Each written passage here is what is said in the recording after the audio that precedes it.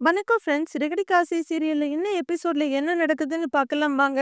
விஜயா பார்வதி கிட்ட கோபத்துல கொந்தளிச்சிட்டு இருக்காங்க. அவங்களுக்கு ரோகிணி பொய் சொன்னத விட, மீனா முன்னாடி அசிங்கப்பட்டுட்டோன்னு தான் ரொம்ப ஃபீல் பண்றாங்க. அந்த பூக்காரி முன்னாடி என் மானமே போச்சு. அத தான் என்னால தாங்கிக்க முடியல. அப்படின்னு புலம்ப, "விஜயா, நீ ரோகிணிய உன் மருமகளா நெனச்ச அளவுக்கு மீனாவை நெனச்சிருந்தா, மீனா உன் மேல அவ்ளோ பாசமா இருந்திருப்பான்னு" பார்வதி சொல்ல, "ஏதாவது நான் சொல்லிடுவேன். பேசாம இரு. நான் கொண்டு வந்த மருமகன்னு வாய்க்கு வாய் 100 தடவ சொல்லுவேல்ல. நல்லா கொண்டு வந்த மருமகளன்னு" விஜயா கத்த, "அவ இப்படி பொய் சொல்லுவான்னு எனக்கு எப்படி தெரியும்? நானும் தானே ஏமாந்தேங்கிறாங்க பார்வதி. விஜயாவோட மொபைல் ரிங் ஆக எடுத்து பாக்குறாங்க. யாருன்னு பார்வதி கேட்க, "அவரு தான் ஃபோன் பண்றாரு" அப்படின்னு விஜயா சொல்ல, "எடுத்து பேசு. அண்ணே பாவம் உனக்காக ஃபோன் பண்றாருல" அப்படின்னு பார்வதி சொல்ல, ஃபோன் எடுத்து காதுல வச்சு, "ஹலோ ஹலோ" அப்படின்னு விஜயா சொல்லிட்டு போனை காதுல வச்சிட்டு இருக்க. "அப்பா பேசுங்கப்பான்னு" ரவியும், "அண்ணாமலை பேசு அண்ணாமலை" அப்படின்னு அவங்க அம்மாவும் சொல்ல, அண்ணாமலை பேசாம காதுலயே போனை வச்சிருக்காரு. விஜயா மறுபடியும் "ஹலோ" அப்படின்னு சொல்ல, "பார்வதி வீட்ல தானே இருக்க" அப்படின்னு அண்ணாமலை கேட்க, "உங்களுக்கு எப்படி தெரியும்னு" விஜயா கேக்குறாங்க. "உனக்கு இருக்கிற ஒரே ஃப்ரெண்டு பார்வதி தானே, அதான் அங்க இருக்கியான்னு கேட்டேன்னு" அண்ணாமலை சொல்ல, "சரி என்ன விஷயம்னு சொல்லுங்கங்கிறாங்க விஜயா. "அம்மா ஊர்ல இருந்து வந்திருக்காங்கன்னு" அண்ணாமலை சொல்ல, அப்படியே ஆட்டம் எடுக்குது விஜயாக்கு. "சேங்கிறவங்க அவங்க எதுக்கு வந்திருக்காங்க, அதுவும் இந்த சமயத்துலன்னு" விஜயா கேட்க, "நான் தான் போய் கூட்டிட்டு வந்தேன்" அப்படின்னு அண்ணாமலை சொல்ல, "அதுதான் எதுக்குன்னு கேட்டேங்கிறாங்க விஜயா. "எல்லாத்தையும் பேசி தீர்க்க வேண்டாமா? வீட்ல இருக்க பிரச்சனைய அப்படியே விட்டுறதா? எல்லாம் தலைக்கு மேல போயிருச்சுல்ல. பேசி தீர்க்க வேண்டியவ போய் ஃப்ரெண்டு வீட்ல உட்காந்துக்கிட்டு அப்புறம் யாரு தான் பேசுறது? பிரச்சனை பெருசாயிடுச்சு. இத பெரியவங்க பேசுனாதான் எல்லாம் கரெக்ட்டா முடியும்னு நான் தான் போய் அம்மாவ கூட்டிட்டு வந்தேங்கிறாரு அண்ணாமலை. "வீட்டுக்கு கிளம்பி வா, அம்மா உன்ன கூப்பிடுறாங்க" அப்படின்னு அண்ணாமலை சொல்ல, "நான் வர்றத பத்தி ஒண்ணும் இல்ல. அவ அங்க இருக்காளா?" அப்படின்னு விஜயா கேட்க, "யாரு?" அப்படின்னு அண்ணாமலை கேட்க, "அதான் ஏமாத்துனாளே ஒருத்தி" அப்படிங்கிறாங்க விஜயா. "ரோகிணியா? மனோஜ் ஃபோன் பண்ணி கூப்பிட்டுட்டு இருக்கான், வந்துட்டு இருக்கா" அப்படின்னு அண்ணாமலை சொல்ல, "அவன் எதுக்கு அவளுக்கு ஃபோன் பண்ணா?" அப்படின்னு விஜயா கேட்க, "என் பொண்டாட்டிக்கு நான் ஃபோன் பண்ணேன். அவன் பொண்டாட்டிக்கு அவன் ஃபோன் பண்ணியிருக்கான். நீ கிளம்பி வாங்குறாரு அண்ணாமலை. இங்க பாருங்க, அந்த ரோகிணி என்ன நம்ப வச்சு கழுத்து அறுத்திருக்கா. அவள நினைச்சாலே எனக்கு பத்திக்கிட்டு வருது. அவள நான் பார்த்தேன். எனக்கு இருக்க கோவத்துல என்ன வேணாலும் செய்வேன். அத உங்க அம்மா தடுக்க கூடாது" அப்படின்னு ஒரு கண்டிஷன போடுற விஜயா, "அந்த ரோகிணிக்கு நான் தான் மாமியார். நான் சொல்றது தான் அங்க நடக்கணும்" அப்படின்னு பயங்கர அதிகாரமா சொல்ல, "ஆனா உனக்கு மாமியார் எங்க அம்மா தான். அது உனக்கு ஞாபகம் இருக்குல்ல?"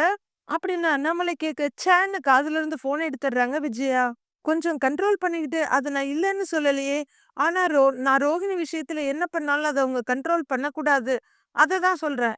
ஏன்னா அவளால முழுமையா பாதிக்கப்பட்டதும் ஏமாத்தப்பட்டதும் நான்" அப்படின்னு விஜயா சொல்றாங்க. "இங்க பாரு, ரோகிணி எனக்கும் மருமக தான். இப்படியே விட்டா இதுக்கு ஒரு முடிவு இல்லாம போய்க்கிட்டே இருக்கும். பேசி ஒரு முடிவுக்கு கொண்டு வரணும். நம்மளால என்ன செய்ய முடியுமோ அத நம்ம செய்யணும்.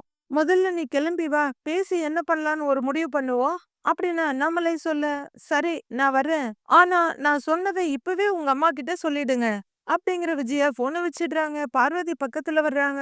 "என்னாச்சு விஜயா, உன் மாமியார கொண்டு வந்து இறக்கிட்டாங்க போல இருக்கு" அப்படின்னு கேட்க, "ஆமா ஆமா, எல்லாம் அந்த முத்து பைய வேலையா தான் இருக்கும். அவன் தான் இந்த மாதிரி ஐடியாவெல்லாம் அவருக்கு கொடுத்திருப்பான்" அப்படின்னு விஜயா சொல்ல, "கரெக்ட் தானே, இதுல என்ன தப்பு இருக்கு" அப்படின்னு பார்வதி சொல்ல, இருக்க கோவத்தெல்லாம் பார்வதி கிட்ட காட்டுற விஜயா, "எது கரெக்ட்டுங்கிற?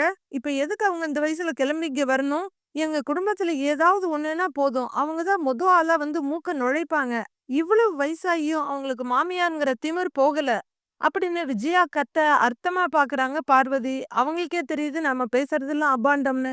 "என்ன பாக்குறேன்னு" பார்வதியை கேட்க, "சரி, அவங்களுக்கு தான் இவ்வளவு வயசாகி மாமியாருங்கிற திமிர் போகல, அப்போ உனக்குன்னு" பார்வதி கேட்க, "போதும் போதும், வாயை மூடு, நான் கிளம்புறேன்னு" திருப்பிட்டு கிளம்புறாங்க விஜயா.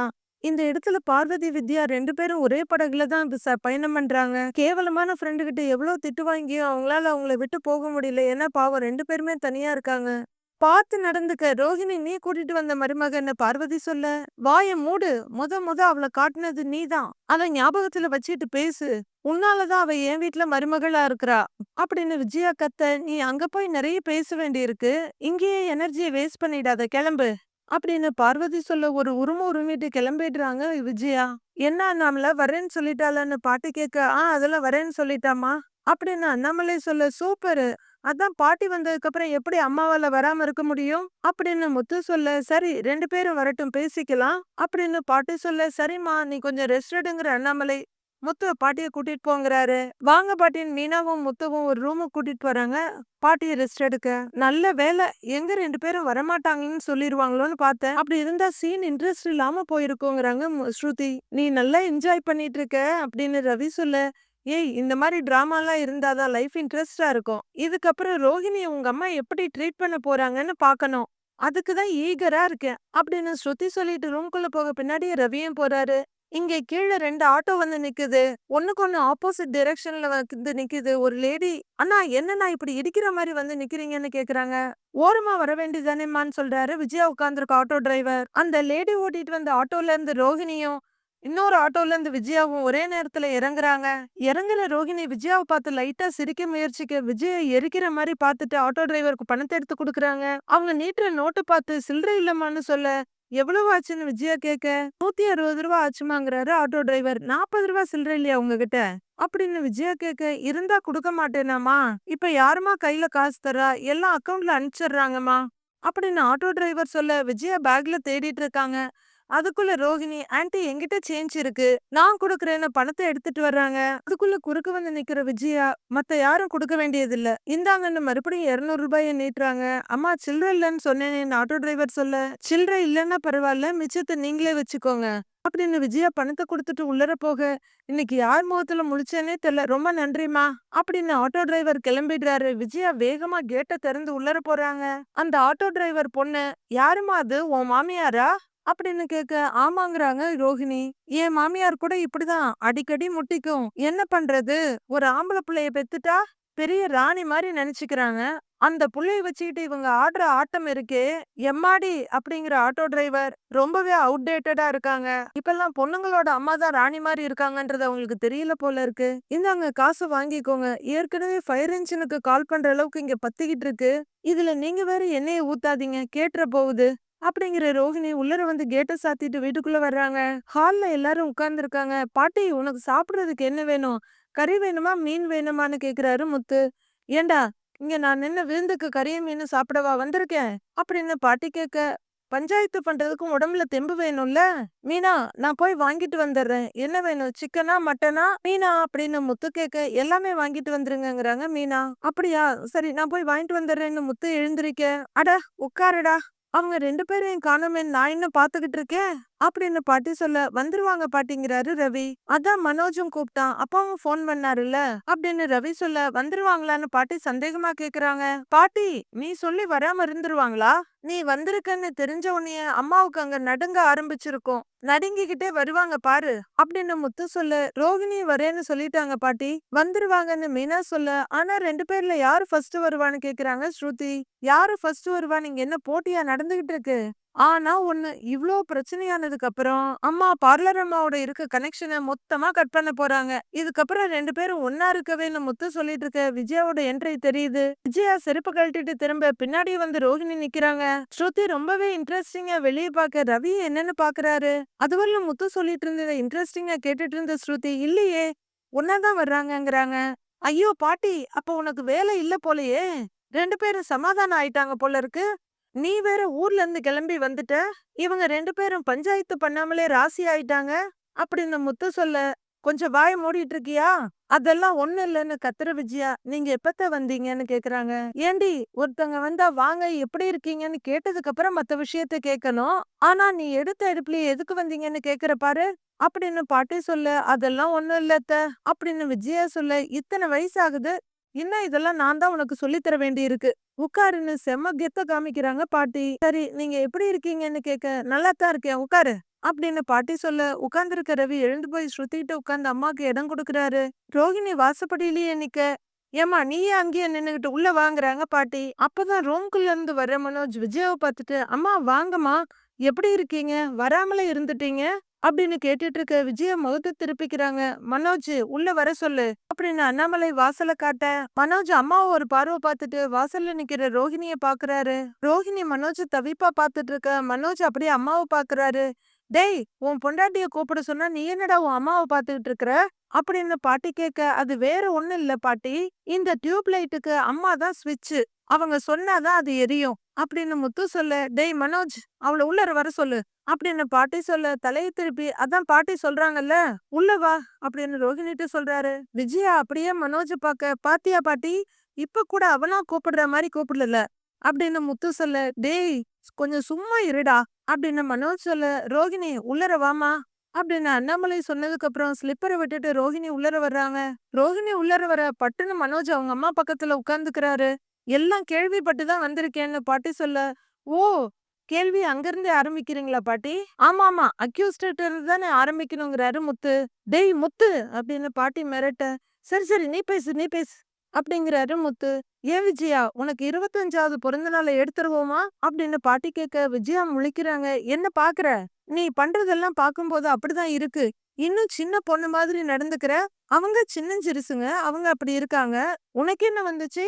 1000 பிரச்சனை இருக்கட்டும், நீ எதுக்கு வீட்டை விட்டு வெளியே போன அப்படின்னு பாட்டி கேட்க, பின்ன இந்த வீட்டுல நடக்கிற விஷயத்துக்கெல்லாம் என்னால எப்படி இந்த வீட்டுல இருக்க முடியும் அப்படின்னு விஜயா கத்துறாங்க. என்ன வேணா நடந்திருக்கட்டும், ஒரு பெரிய மனுஷியா முன்ன நின்னு பேசி பிரச்சனைக்கு என்ன தீர்வுன்னு பார்க்காம நீ பாட்டுக்கு கிளம்பி போயிட்டு எத்தனை நாள் இப்படி வெளியே போய் உட்கார முடியும்? உன்னதான் விஜயா கேக்குறேன் அப்படின்னு பாட்டி கேட்க, நான் இந்த வீட்டுல இருந்திருந்தேன் நான் கொலைகாரியா மாறி இருப்பேன், அப்படி எதுவும் ஆயிடக்கூடாதுன்னு தான் நான் வெளியே போனேன் அப்படின்னு விஜயா சொல்ல, விஜயா என்ன இது அம்மா இருக்காங்க அவங்க முன்னாடி இப்படி எல்லாம் பேசிட்டு இருக்க அப்படின்னு அண்ணாமலை கேட்க, பின்ன இவ செஞ்ச காரியத்துக்கு நான் என்ன மடியில தூக்கி வச்சு கொஞ்சணுமா அப்படின்னு விஜயா அடங்காம கத்த, என்னடி என் புள்ளைகிட்ட கத்திட்டு இருக்க, நீ செய்யறதுக்கெல்லாம் அவன் அமைதியா இருக்கான் பாரு, அதான் உனக்கு தைரியம் வந்துருச்சுங்கிறாங்க பாட்டி. என்ன பாட்டி பண்றது, அப்பா கொஞ்சம் சாஃப்ட் டைப்பு, விட்டு கொடுத்து போயிடுறாரு. நீ இங்க இருந்திருந்தீன்னா அம்மா கொஞ்சம் அடக்கி வாசிச்சிருந்திருப்பாங்க அப்படின்னு முத்து சமயம் பார்த்து போட்டு கொடுத்துடுறாரு. விஜயா ஒரு பிரச்சனை நடந்தா அதை எப்படி சரி பண்ணணும்னு பார்க்கணும். முதல்ல பிரச்சனை பெருசாகும் போது எல்லாரும் அமைதியா இருக்கணும். அதை விட்டுட்டு நீயா நானான்னு முரண்டு பிடிச்சிட்டு இருந்தா மனஸ்தாபம் தான் அதிகமாயிடும். அந்த மாதிரி எதுவும் நடந்து இந்த குடும்பம் உடைஞ்சிடக்கூடாதுன்னு தான் நான் அங்க இருந்து கிளம்பி வந்திருக்கேன் அப்படின்னு பாட்டி சொல்ல, என்னத்த ஏன் மேலேயே தப்பு இருக்க மாதிரி பேசுறீங்க, இவ எவ்வளவு பெரிய பொய்ய சொல்லி ஏமாத்தி இருக்கா அப்படின்னு விஜயா கத்த, ரோகிணி செஞ்சது தப்புதான், நான் இல்லன்னு சொல்லல, முதல்ல எதுக்கு இப்படி சொன்னாங்கிற காரியத்தை எல்லாம் நீ கேட்டிருக்கணும் அப்படின்னு பாட்டி சொல்ல, ஏமாத்துறவகிட்ட போய் காரணம் கேட்டுட்டு இருக்க முடியுமா அப்படிங்கிற விஜயா, மீனா போய் அடுப்ப பத்த வச்சு கரண்டிய சூடு பண்ணுங்கிறாங்க. எல்லாரும் அப்படியே அதிர்ந்து போய் பாக்குறாங்க.